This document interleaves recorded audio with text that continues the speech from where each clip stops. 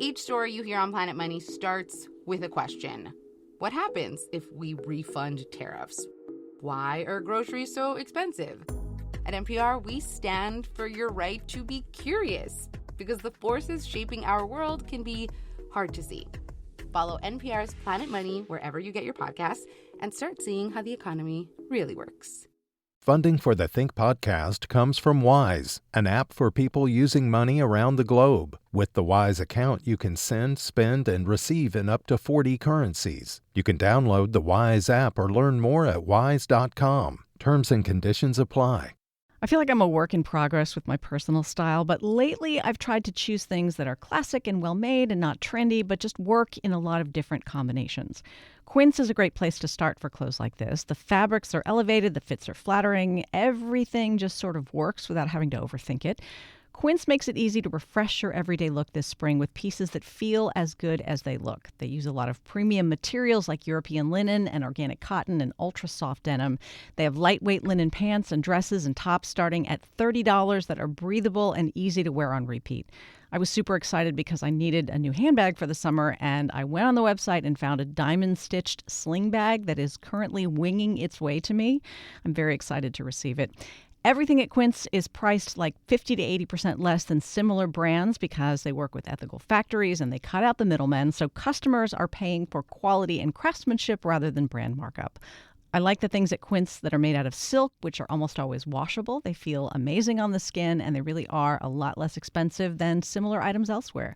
Refresh your everyday with luxury you will actually use. Head to quince.com/KERA for free shipping on your order and 365-day returns. Now available in Canada as well. That is Quince, QUINCE.com/KERA for free shipping and 365-day returns. Quince.com/KERA.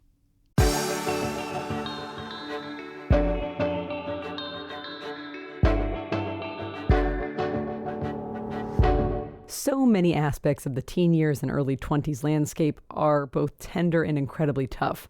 Puberty, dating, cliques, living away from home, first jobs, relationships, even new motherhood. These phases of life are incredibly raw. Now imagine doing all of that online, while influencers and algorithms tell you how you're falling short, what might be wrong with you, and what product just may fix it all. From KERA in Dallas, this is Think. I'm Courtney Collins in for Chris Boyd. The pressures leaning on young people today, especially women, are very different from what previous generations grappled with. And that becomes quite clear when you look at mental health metrics and Gen Z's self-reported isolation. That's what Freya India explores in her new book. It's called Girls, Generation Z and the Commodification of Everything.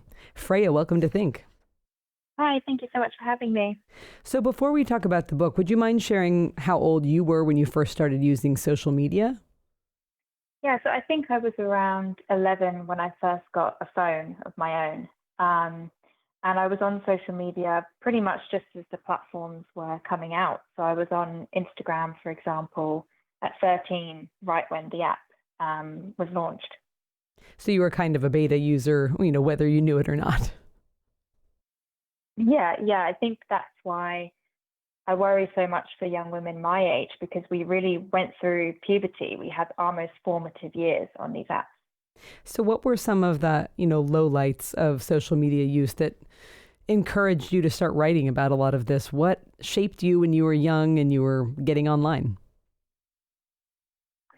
Yeah, I felt that I was going through all of the classic things that girls go through when they're growing up, all of the classic anxieties and stresses. And adults around me would say to me, this is nothing new. My mum would say, this is just girlhood and you'll grow out of it. But I really felt all of the anxiety so intensely. Like I would be shy, but I would feel it as such intense social anxiety. And all of these things that girls have always gone through just felt heightened by the pressure to market them and perform them for other people. And I started to realize that everything I was worrying about was something that I was almost selling on the market and having to perform for girls at my school and people that I knew online. And so I really then started to argue that, yes, these struggles are nothing new, but we are experiencing them in a completely different context and a completely different landscape to previous generations. So why did you start your Substack? What were you kind of hoping to share and find there? Well, I think for me growing up, I always just thought there was something wrong with me. So my instinct was always to think if I feel anxious about socializing with people, if I feel insecure about how I look, that's a deficiency that I have or a weakness of some kind. And so I really started the Substack just to try and see if there was anyone else out there that was feeling the same way, and almost to reassure myself and figure out what was happening. And I just so happened to find a lot of young women and also a lot of young men who were feeling the same. Yeah, and I want to make that point that you're not in this book arguing that young men aren't going through a lot of this as well, but you chose to focus on girls, in part because there's been such kind of a significant escalation of crisis level mental health struggles for young women, right? Including, things like eating disorders and self-harm. It's been very sharply documented. Yes, definitely. I think as well, it would be so hard for me to talk about what's happening to young men because I think as we're growing up online, we're actually in different worlds entirely. Mm-hmm. And so girls and young women have very different algorithms to boys and young men. And so I couldn't even tell you what the boys are growing up with. And even when I talk about what the girls are growing up with, a lot of young men my age have never heard of some of the apps and trends that defined my childhood. Even my brother hadn't heard of some of the things I was growing up using and looking at. And so I think we really are just in totally separate worlds now, but I do think that both sexes are struggling. So let's talk a little bit about the introduction of apps like Facetune or certain social media filters. I think that was such a fascinating place for the book to begin. Talk about when Facetune came on the scene, kind of what it does and what its impact was on people online. Yeah, so I think the app came out in 2013 and it promised, its slogan was to be our new best friend, which became very true for young women my age because it became an immediate addiction and a crutch where we couldn't post a picture on Instagram or on Facebook without using Facetune first. And so Facetune, essentially you could edit every part of yourself. You could edit your face, every feature, you could edit your body. Now it has a video editor, so you can edit live videos of yourself and make sure that your new body stays intact. And so girls my age grew up doing that all throughout puberty. We would take pictures and then we would Facetune them. And I wanted to start there in the book to really explain why so many young women feel so insecure now and actually so vain and obsessed with how they look online because they've grown up trying to turn themselves into these perfect products on apps like Facetune. And I think that really explains not only the insecurity, but the drive for cosmetic surgery among my generation, and just the constant dissatisfaction with how we look in real life. It was really hard to read that section in parts because you share anecdotes where people said things like, I always edit my photos, but occasionally I'll accidentally hit undo. And then when I see my real face, I feel like revulsion and panic. And that is just such a sad state. But I guess if you edit every photo, and it seems like the majority of people kind of do, you're not really in touch with what you look like anymore. Yeah, I think, for me, I grew up using it as a preteen. And so I found it really hard to stop and to accept my face naturally as it was, because I was so acutely aware of what I could look like. And I think a lot of older generations, they think about young girls scrolling through perfect pictures of celebrities or influencers that they want to copy. But we don't really think about them looking at a perfect version of themselves and having this avatar version of everything they almost could be, but they're not. And I feel like that really harmed a lot of my generation's self-worth, and it was really hard to then grow out of.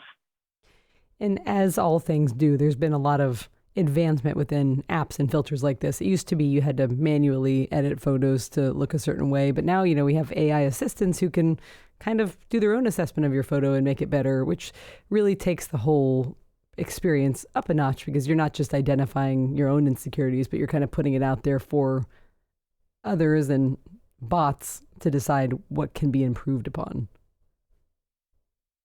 Yeah, it was quite traumatizing for me because I had to re-download Facetune to research for the book. And I was amazed at how much worse it is now. So not only can girls go in and manually edit themselves, but they have, as you say, this AI assistant, which is marketed as a friendly chatbot, where they just tell the AI exactly what they want to look like, exactly how curvy they want their body to be, exactly how they want their face to look, and it will do it in an instant. And you have all of these preset packages where you can just click on a certain type of beauty, a certain look, and the AI will basically edit you to perfection within a second. And so you don't even need any skill anymore. It's so accessible for any young girl who downloads the app. And of course, there's face tuning and photo editing and filters, but there's also a big kind of online movement for how to look like this in real life. And that includes so many different possibilities, from, makeup contouring to tweakments and plastic surgeries. Can you talk a little bit about the IRL in real life movement for looking perfect? Yeah, I think there was a big shift for young women my age when we were teenagers, when we suddenly went from wanting to look good in person to mostly wanting to look good on Instagram. And the things that look good on an Instagram selfie might not look as good in real life. So, for example, sometimes people will look at young women and say, oh, they've had all of this cosmetic surgery and it looks kind of uncanny in real life. But usually those cosmetic surgeries, like lip fillers, or even more extreme boob jobs, BBLs, all of these things can look really good on Instagram. And I started to notice that there would be all of these makeup tutorials on YouTube, not for looking good in real life, but specifically for looking good on Instagram selfies and with specific lighting. And I feel as if that was really what started to matter. We started to go to events and go on holiday and make memories just to get the Instagram content. How do algorithms both amplify existing anxieties or maybe recommend new ones to people who are online and scrolling social media? Yeah, I think algorithms are a huge part of the story because platforms that we were using suddenly changed. So in the 2010s, they went from being chronological. So you'd scroll through Instagram and you would see posts from your friends and family pretty much in the order that they uploaded them. And then it changed to platforms like Instagram and Facebook using algorithms much more heavily, where the content that you'd see would be based on your reaction to it. So maybe you have an emotional reaction, you have insecurity or anxiety when you see something.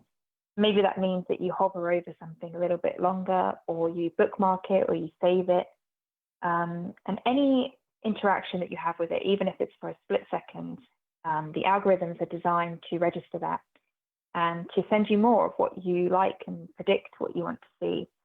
And so it went from seeing these posts in chronological order to all of a sudden seeing essentially a reflection of your inner world, all of your insecurities, vulnerabilities, everything that you're curious about would be reflected back at you through your feed. Why do influencers have such power over what we think we need, what we need to buy, what we need to do? Yeah, I think it's because they act like our friends. And so I talk in the book about how this was quite accidental at first, I think, where the influencers I followed when I was a teenager, they were just very relatable, and they were successful because they were interesting, charismatic people. And you started to feel as if you knew them very well because they would vlog their personal lives, they would share vulnerable moments. And so girls started to develop this parasocial connection with these influencers that they had never met. But what's changed now is that influencers know that that does very well. They know that it's a successful marketing strategy to act like your friend. And they're all in competition with each other. And now there's so many influencers that the way they compete is basically to create a close connection with their audience. And so they ask their audience to share their stories in the comments, to connect with them by being vulnerable. And they show more intimate parts of their lives. So you have beauty and makeup influencers who will talk about their breakups and their traumas and really let girls in and make them feel like they're trustworthy. And then it becomes very easy for them to sell products and procedures because the girls watching feel as if they're talking to a trusted friend rather than an advertiser. And that's what the data shows too, right? People trust influencers much more than they trust people they don't feel they know personally. And I think it's been shown that even if a post is marked with the ad hashtag or a partnership hashtag, people tend to think of it as more genuine and authentic than they would a commercial on television. Yeah, definitely. I think that it's so persuasive, especially when you're a preteen girl and it's an older woman sharing something with you. So all of the influencers I would follow would be in their 20s or their mid-20s. And I think at that age, you just so look up to women that are older than you and also somewhat relatable at the same time. And so I feel they just have such a hold on us. I talk about influencers like Kylie Jenner in the 2010s and how much influence she had over girls who would not only want to buy her products, but wanted to have her exact face and body and would try to replicate it. So Freya, I want to spend a little time talking about how the concept of kind of female empowerment got tangled up with commercial interests, because a lot of what we are being sold online is also being sold to us as something that's beneficial for our mental health or good for our minds and something that is deeper than just a product. Yeah, I think as I was writing the book, I was starting to notice that so many of the things that we were told are good for our well-being, good for our mental health, are actually the complete opposite. And it became such a reason to finish the book, is that I wanted young women to see that there's a difference between what you're being told and what you're being sold, and to remember that you're very often being sold something. And all of these messages we've grown up with are sometimes nothing but marketing strategies. And a lot of the companies that are kind of, if you really just look at them overtly, it's a pretty commercial product, but it's very easy now for people selling makeup, plastic surgery, medication to do so in the name of empowerment. Yes, I think that it's been really damaging for young women my age, because we would grow up thinking that this was in our best interest, this was well-intentioned. So, for example, I talk a lot in the book about mental health awareness and these campaigns to get us to open up, specifically to open up online and to share our stories. And at the time, that felt like such a well-intentioned movement. And loads of young women my age were sharing, their deepest traumas and mental health stories and feeling as if they were connecting with other people. But when I wrote the book and I looked back at some of this messaging, I was looking at where it was really coming from. And very often it was coming from mental health influencers who were trying to sell us something or to get us to click on their profile. Or it was coming from online therapy companies trying to get us to sign up to their therapy platforms, or even from medication companies who were trying to send medication straight to your door and get girls to diagnose themselves. And so I've become very skeptical of these claims when someone tells me that a product or a procedure is empowering and good for our mental health. And I am even skeptical of raising awareness now. I want to talk more about kind of the mental health influencers, which is a really kind of interesting concept to just even think about on its face, because I think if you scroll all day, you'll see so much of it and not realize you're seeing it. But how has Gen Z's relationship with mental health changed with all this access to the commercial side of the market and also the mental health influencer community? Yeah, I think mostly we've just been convinced that we can buy our way to feeling better. And that's true of the beauty industry, but it's also true of the mental health industry. And a common theme I have throughout the book is I feel as if young women are being turned into products rather than people, and taught to view themselves really as products rather than human beings. And again, I think this is true of the beauty industry, where there's pressure for them to look perfect.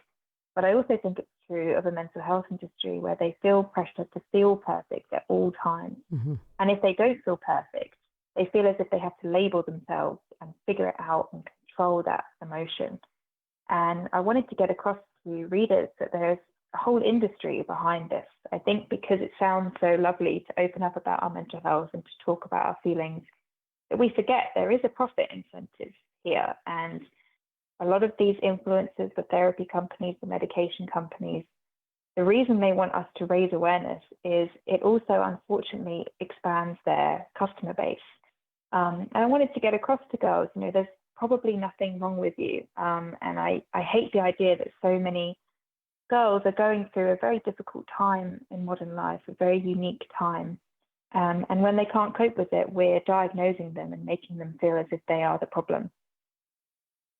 The rise of online and kind of virtual therapy has been a little controversial because there's certainly been many claims made that some of these online therapy services are not well vetted, and there's been a lot of complaints about interactions between therapists and patients with some of the big online therapy companies. Can you give us kind of an overview of how that industry kind of rose to power and some of the problems it's faced as it's grown so much? Yeah, so in the book, I talk about the beginning of these online therapy companies in the 2010s, where you could essentially email a therapist, and this was very new. Usually you'd have to go in person. And then over the years, it started to change, where it went from emailing to then an app. You could download a therapy app and connect with a therapist through video call. And now it's changed even more to text therapy. So you can text your therapist. Very often you can text them 24/7. So apps like Talkspace have a service called Unlimited Messaging Therapy, where the therapist is always available for you, and it's marketed as something you can do from the comfort of your own room. And so essentially when different generations talk about therapy, they're talking about completely different things. So sometimes I'll be skeptical of therapy, and I think people think I'm describing sitting across from a rigorous clinical psychologist in person, but it's very different for Gen Z. I think for a lot of us, our idea of therapy is texting a therapist or using one of these apps like BetterHelp. And unfortunately, again, they have a profit incentive. They need to expand their customer base. And so the messaging has changed over the years from you need to go to therapy if you have a serious trauma, if you have issues that you need to work through, to now you need to go to therapy just to deal with everyday life. And so these therapy companies will say, if you're struggling with dating, if you're struggling with exams, if you're struggling with your changing body, all of these things that pretty much every young woman and young man will be struggling with, then they tell you that you need professional intervention. I thought it was interesting that some of these companies even encourage people to kind of get ahead of what could be anxiety producing. Before you get anxious over exams, maybe go ahead and see a therapist or start a medication intervention. Yeah. I mean, they're not even really waiting for people to come to them. They're advising people to jump in front of it. Yes, it's almost like prevention now. And you see this as well with mental health medications, where they'll say, before your anxiety kicks in, before a big exam or before a first date, why not take this anxiety medication? And so that really does expand their amount of customers, because it's not even just the people who are suffering, it's anyone who could potentially suffer. I'm not in Gen Z. I'm an older millennial, so the internet knows that I have kids and that I'm a parent who works, and I can't tell you how many times a day I am told by a targeted ad or an influencer that, my kid needs a heavy metal detox, or maybe has ADHD, or the dark circles under their eyes are evidence of parasites in their gut. And, it really knows how to make parents feel like they're doing everything wrong, and there's a simple answer out there that will flip a light switch and change their kids' lives. I can only imagine if I was 19 or 20 or 17 or 24 and was feeling confused and uncertain about my life, how a video like that might hit me. So I certainly understand why you wanted to focus on how they collect so much data about young people and use it to really sell us on mental health products. Will you talk a little bit more about how kind of personal struggles online that are shared or even hinted at by users are commodified very quickly? Yeah, I think that we were encouraged when I was growing up to share our story all the time, and not just by mental health influencers, but by the social media platforms themselves. So Facebook, TikTok, Snapchat, they would all be saying, share more about how you're feeling, open up about your mental health.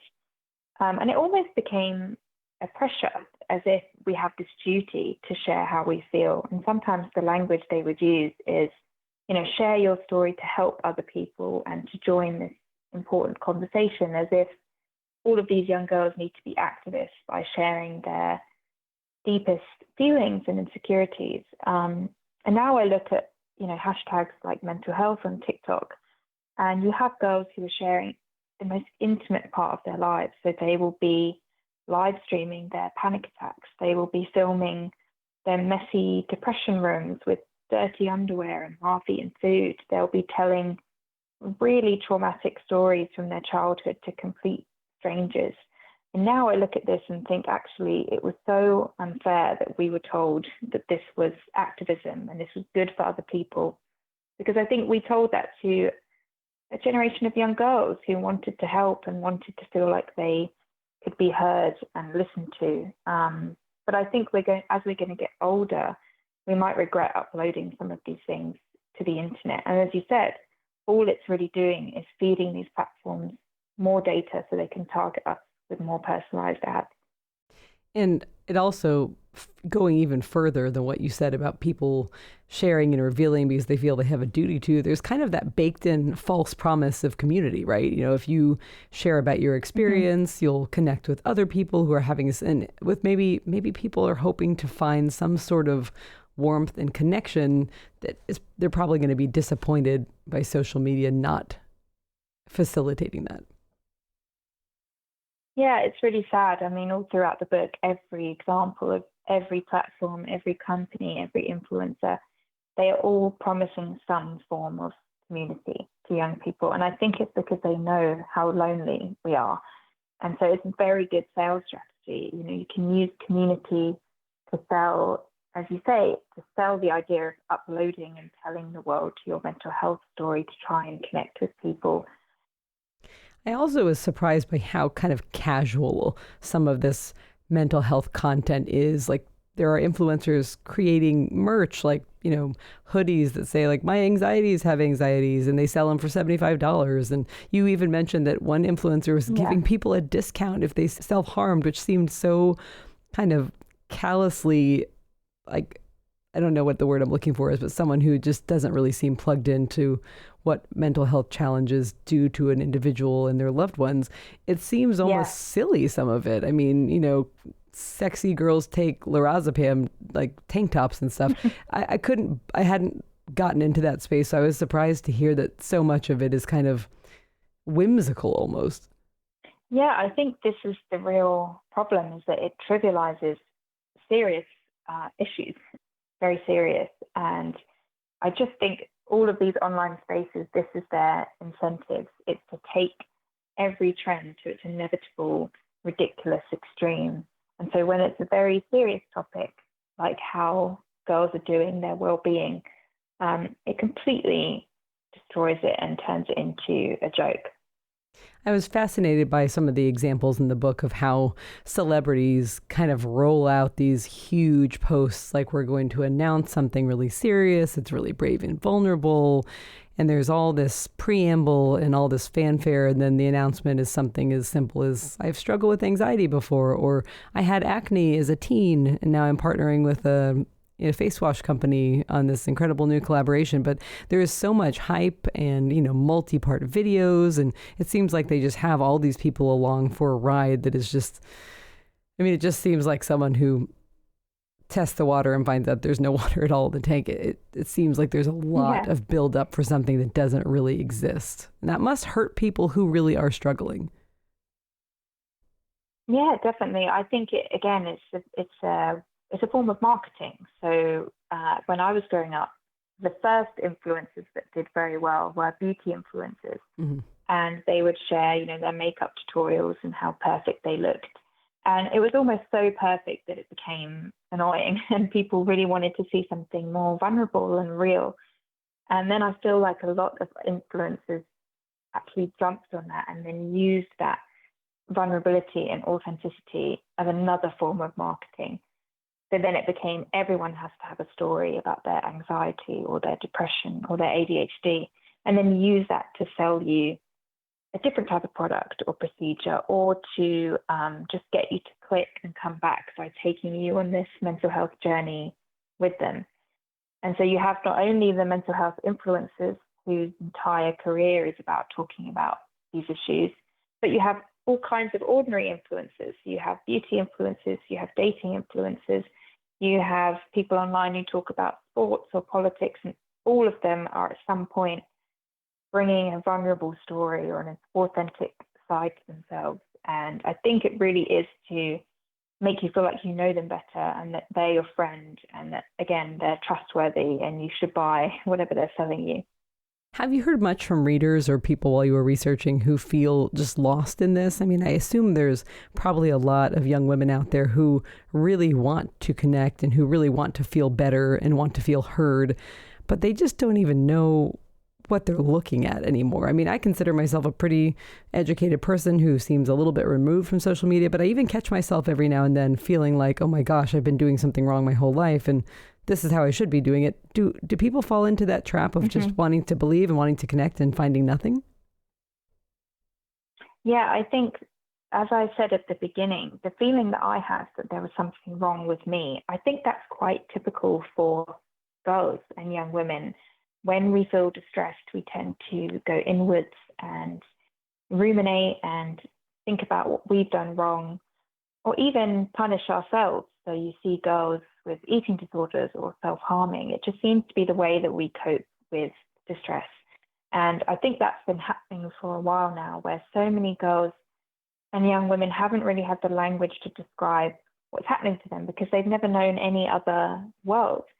And so all of these new, difficult, stressful challenges are coming at them. And they're going online and being convinced that if they're anxious, if they're insecure, if they doubt themselves, if they are struggling in relationships, there might be something wrong with them. They might have an anxiety disorder or an attachment issue. And so I felt like that a lot growing up. And I think it really helped me to write the book and actually map out all of these things that are happening, that are new. And, you know, some people would say, you know, it's very negative. It's very bleak to read everything put together. But actually really helped me because I was able to zoom out for the first time and think, actually, this is really different. And of course, I'm struggling with it because I'm a human being. I'm not a perfect product. And I've had so many young women and actually young men as well who've said they have been struggling with these things for so long, but they haven't felt like they could talk about it because they thought that, you know, struggling with the beauty content or the mental health content or the dating content meant that they were insecure or weak somehow. And I think having it all laid out really gives you a feeling of, wait, there's nothing wrong with me. So we've touched on this earlier in the conversation, but kind of at the core of social media, of course, is documentation. And for Gen Z women, the pressure to post and share has been kind of a deep pressure since the 2010s. Can you talk a little bit about how that started building as these apps gained strength? Yeah, so I think when these apps first came out, you would share, you know, fun parts of your life. Let's say you go on holiday or you're at a sleepover. You would really just share an event that was noteworthy. And I wanted to show in the book how that changed from filming a concert or going away to suddenly capturing the most mundane, ordinary parts of your life. And so I talk about us going from perfectly created Instagram posts to then suddenly there were these new features called stories on Snapchat and Instagram where they would disappear after 24 hours. And so we started to share the much more mundane daily parts of our existence. You know, we would share the outfits we're wearing, the food that we're eating. And I tried to show over the decade from the 2010s to now how really this was happening during our most vulnerable years. We were then documenting everything, and it created this compulsion to keep documenting, and everywhere you go to capture the memory and share it. And I really feel as if now, young women my age almost feel as if they don't exist if they stop posting because they can't conceive of just living their life without an audience watching and rating and reviewing them.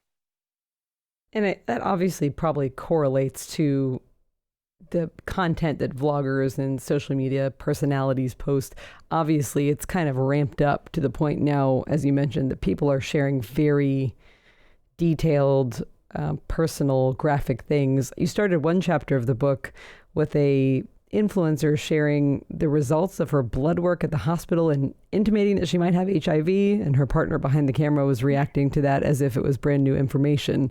That's a tough one to get your head around. There's so many things like that online now.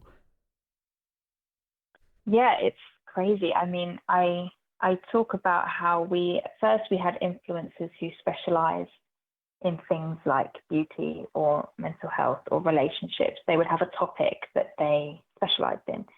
But then it became just people whose career was basically them uploading their personal life. And so now you have influencers who are, say, couple influencers, and their income is dependent on them sharing their relationship. So they have to share every compliment, every milestone, every argument.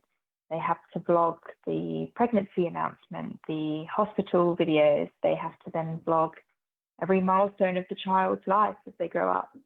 And so, yeah, we go from having people online sharing information and trying to connect with you over a topic to then people online literally turning their lives into episodes and us consuming them like TV series.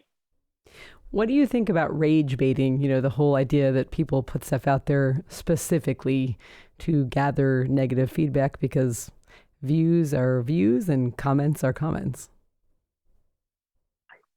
Yeah, I think this is one thing I wanted to get across in the book, is that you have rage baiting, but you also have it with every emotion. And so you have girls who are drawn to content because it makes them feel insecure, or it makes them feel angry, or it makes them feel worthless. So, for example, I talk about how many young people are getting their relationship advice from platforms like TikTok, and not realizing that there's some very bad incentives on there. You know, if you're a relationship influencer, if you're giving advice, you need to create content that grabs people immediately within seconds. And that's usually by giving them some form of emotional response, whether it's rage or insecurity, or feeling as if something is wrong with their relationship and they have to keep coming back and checking and making sure.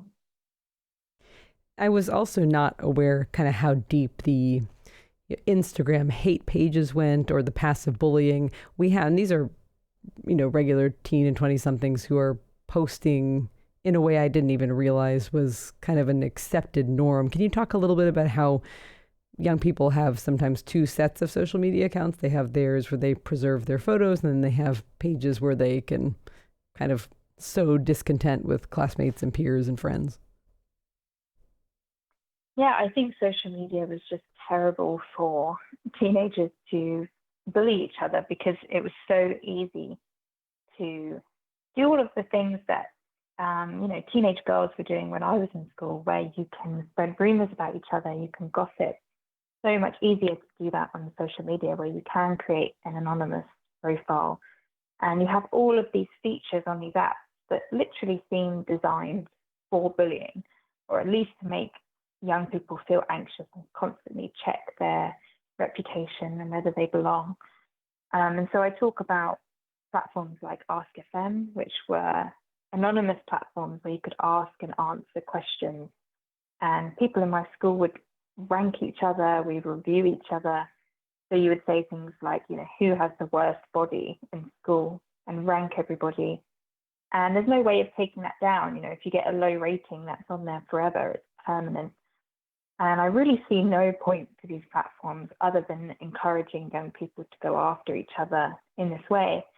And then you have other features that seem a bit more harmless, but are still causing so much anxiety. Like, for example, on Instagram, you can have your story, which is everything that you're doing, but then you can have a close story, a story just for your close friends, where you can basically have, say, a rumor about someone, and they have no way of knowing that you've said it, and you basically select who can see that story. And so there's all these different features where girls can not only spread rumors and gossip, but really exclude each other. And we're all so aware of it because it's public. You also touch on the concept of kind of like measured morality, which is pressure to become an activist or post in a certain way or speak up about certain issues. What did you learn about that while you were researching for the book? Yeah, I think while we were documenting everything else, if you're documenting your daily life, you're documenting your relationship. When something happens in the world and you don't talk about it, it seems really suspect. And so when I was growing up, we would suddenly talk about politics and what's going on in the world by posting about it. We would upload a story to support a social movement, or we would, make sure we're following the right accounts and learn about the world from the internet. And just like everything else, I feel as if this became something we're judged on immediately. And so if you're looking somebody up, you can see immediately what they look like on Instagram. You can see what relationships they have. You can also see whether they're a good person. And we started to judge each other based on whether or not you posted in support of certain causes. So this book contains so much, and we could talk for hours upon hours, but one topic I want to kind of end with is, how has all this online activity influenced social habits, a sense of community, things like disconnection, loneliness, and isolation? It seems like all the promise of connection and community online has not led to much connection or community for Generation Z women. Yeah, I think for us growing up, people thought that these online communities would just be supplements. So we would hang out with our friends and then we'd go on Instagram for an hour or so, or we'd go on Facebook, or we'd watch influencers on YouTube. And it didn't really turn out that way because, as I try and get across in the book, a lot of these foundations, the community, friendship, even stable families, have broken down. And so for our generation, we weren't just the first to be raised on social media, but we didn't have a lot of these original, meaningful anchors and foundations in life.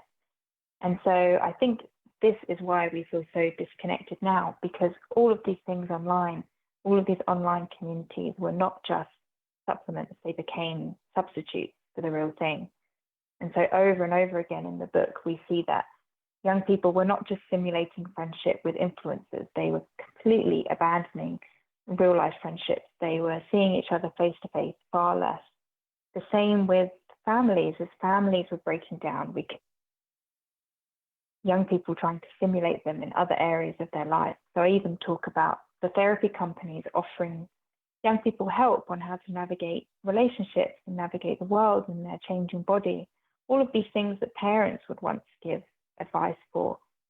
And so I just started to notice patterns of, are we actually replaced this thing that we've lost because we never knew the real thing? And I hope that girls and young women can see that when they read the book, because I think it's really hard to tell that these are simulations when you're so used to them and that's how you've grown up socializing.